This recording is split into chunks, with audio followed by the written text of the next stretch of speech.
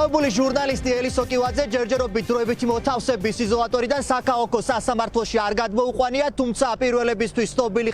ხდება, რომ ამ წუთებში მიმდინარეობს ელისო კივაძის ეტაპირება, შესაბამისად საბადრაგო სამსახურის თანამშრომლები დაკავებულ ჟურნალისტს საქაოქო სასამართლოს ხტომათა დარბაზში წუთი-წუთზე შემოიყვანენ, რის შემდეგაც უკვე დაიწყებს მოსამართლე აღკვეთი ღონისძიების საქმეზე მსჯელობას, როგორც უკვე მაყურებელმა იცის, სახელმწიფო ბრალდება ჟურნალისტის პატიმრობაში დატოვებას ითხოვს, მხარეები კი დღეს შეეცდებიან, რომ აღკვეთი ღონისძიების გარეშე დაატოვოს ელისო კივაძემ სასამართლო დარბაზი, რადგან ბრალდების მხარისგან განსხვავებით უფლებადამცველები ამბობენ, რომ ამ საქმეში არ დევს მტკიცებულებები, რომელიც ჟურნალისტის ბრალეულობას დაადასტურებს. პირველების ინფორმაციით საქმეს გრიფით საიდუმლო დაედო, რაც იმას ნიშნავს, რომ სავარაუდოდ სასამართლო პროცესები, სადაც ელისო კივაძე იქნება და სხვა ბრალდებულები იქნება დახურული, შესაბამისად მედიის წარმომადგენლებს და საზოგადოებისთვის მიუწვდომელი იქნება ის საქმის მასალები, რომელსაც სახელმწიფო ბრალდება და მხარეები განიხილავენ ამ კონკრეტულ სისხლის სამართლის საქმესთან დაკავშირებით. დღეს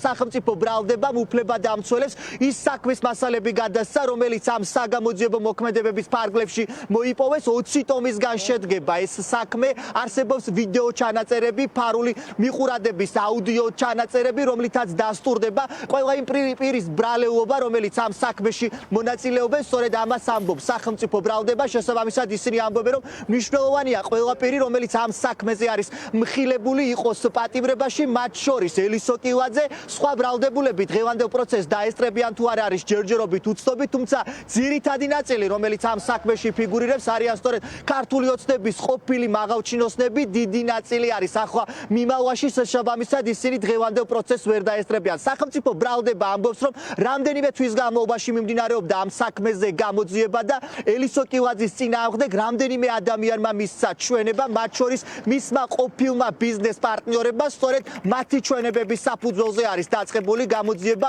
ელისო კივაძის წინააღმდეგ და სხვა იმ ადამიანების წინააღმდეგ, რომელიც ამ სისხლის სამართლის საქმეში ფიგურირებენ. გამოძიება დაწყებული არის 2025 წლის ოქტომბრის თვეში და საქმეზე მუდმივ რეჟიმში ტარდებოდა საგამოძიებო საპროცესო მოქმედებები. გამოკითხული არის 10-ობით პირი, ასევე ჩატარებულია სხვადასხვა სახის საგამოძიებო მოქმედება, ისეთი როგორიც არის ამოღება, გამოთხოვა, ჩხრეკა და ასე შემდეგ, როგორც მოწმეთა გამოკითხვის ოქმები, რომლებიც არის პირდაპირი ხასიათის, ასევე გამოთხოვილი ინფორმაცია, მასში არსებული ინფორმაცია, ჩხრეკის შედეგად ამოღებული ნივთკიცებები, ეს ყველაფერი ადასტურებს თითოეულ ბრალდებულთან მიმართებით ბრალად წარდგენილი ქმედების ჩადენის ფაქტს. მოწმეები უთითებდნენ ორგანიზებული ჯგუფის თითოეული წევრის მიერ, მათ შორის ბრალდებულ ელისო კივაძის მიერ, რა თანხა იქნა აღებული მისი როლის ფარგლებში ორგანიზებული ჯგუფის საქმიანობისას და შემდგომში უკვე გამოთხოვილი იქნა ორგანიზებული ჯგუფის კომპიუტერული მოწყობილობიდან ინფორმაცია, სადაც თაღლითული კოლ-ცენტრის საქმიანობასთან დაკავშირებული ხარჯები, შემოსავალი დეტალურად იყო გაწერილი. გივი ჯიბლაძემ, ბენა ნორმამ, გიორგი კამლაძემ და თორნიკე ჯანელიძემ გამოძიებასთან ქმედითათი თანამშრომლეს. ეს არ გულისხმობს, რა თქმა უნდა, მხოლოდ იმას, რომ მათ მიერ ჩადენილი დანაშაულებრივი ქმედება აღიარეს, დეტალურად მოყვეს მიუთითეს გამოძიებას, როგორ მიმდინარეობდა აღნიშნული კოლ-ცენტრების მართვა და შემდგომ როგორ თეთრდებოდა ფული, შესაბამისად ელისო კივაძესთან მიმართებითაც, რასაც ქვედი კითხვა ეხებოდა, რა თქმა უნდა, გამოკითხვის ოქმებში მისი როლის ირგვლივ დეტალურად არის ასახული. ძმები მიქაძეები, მიხეილ ჩოხელი, ირაკლი სეხნიაშვილი, ოთარ რომანოვ-ფარცხალაძის გავლენების მეშვეობით ახორციელებდნენ კოლ-ცენტრების მფარველობას. საქართველოს პროკურატურის საგამოძიებო ნაწილი იძიებს ორ მიმართულებას ამ შემთხვევაში თაღლითური კოლ-ცენტრების საქმიანობისა და მფარველობის. ერთი მიმართულება არის გრიგორ ლილუაშვილის მხრიდან მფარველობის ნაწილის და მეორე არის უშუალოდ ოთარ რომანოვ-ფარცხალაძის ხაზი. ანუ არ ნიშნავს, რომ ეს ორი მხარე ერთობლივად ყოველ შემთხვევაში ამ ეტაპისათვის ბრალად წარდგენილი მსგავსი მოცემულობა არ არის, რომ ერთობლივ თაღლითურ კოლ-ცენტრებს მფარველობდნენ, თითოეულ მათგანს ჰქონდა საკუთარი რა პირდაპირ მტკიცებულებები აქვს სახელმწიფო ბრალდებას დაკავებული პირების წინააღმდეგ, სწორედ ეს არის ახლა მთავარი კითხვა საგამოძიებო უწყების მისამართით და ეს კითხვები აქვს პრინციპში უფლებადამცველებსაც, რომლებიც იცავენ იმ ადამიანებს, რომლებსაც სახელმწიფო ბრალდება დიდი ფულის მითვისებას და თაღლითობას ედავება. უფლებადამცველები ამბობენ, რომ ამ პერიოდის განმავლობაში ვერც ერთი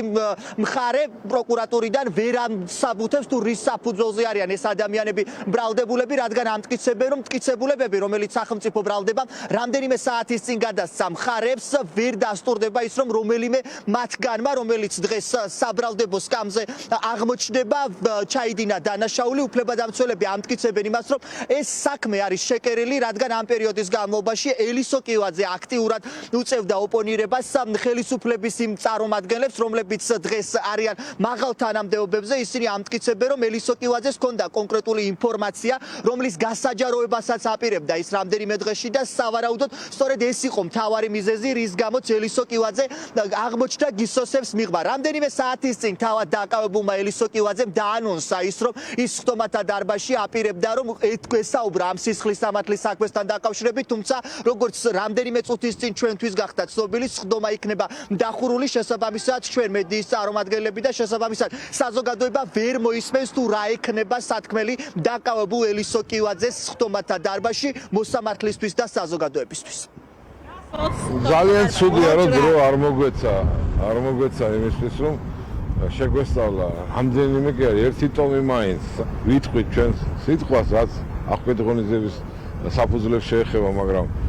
შინაარსობრივად რა მდგომარეობა გვაქვს, ანუ იურიდიულ მხარეზე ვერ ვისაუბრებ. ექსპერტიზის დასკვნები ჩანს, ფოტო-ვიდეო მასალები ჩანს და არის კიდე დოკუმენტალური ინფორმაციები, რომლებიც უნდა იქნეს აკითხული. უნდა ექსპერტიზის დასკვნაზე მითხრა, რომ მოითხოვს განმეორებით ექსპერტიზას, ვინაიდან მას აქვს ასეთი პოზიცია, რომ მიაჩნია, რომ ეს ან არის არასწორი დასკვნა, ან კიდევ ხელოვნური ინტელექტით არის შექმნილი. არის ახობა კი არა, მიაჩნია, რომ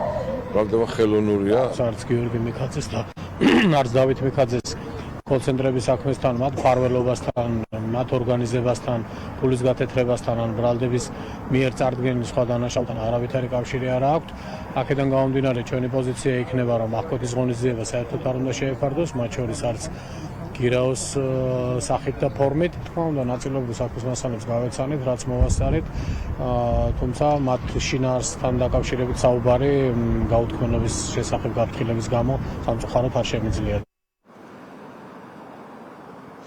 ამ საქმეზე ბრალდებულები არიან გენერალური ყოფილი პროკურორი ოთარ ფარცხავაძე, მასთან დაახლოებული სხვა პირები, მათ შორის გიორგი მიქაძეც, რომელიც ახლა სასჯელო ახსულების დაწესებულებაში იმყოფება, მას ბრალი აქვს უკვე სხვა საქმეზე წარდგენილი, თუმცა სახელმწიფო ბრალდებამ გუშინ თქვა, რომ გიორგი მიქაძე არის სწორედ ის პირი, რომელიც ოთარ ფარცხავაძესთან ერთად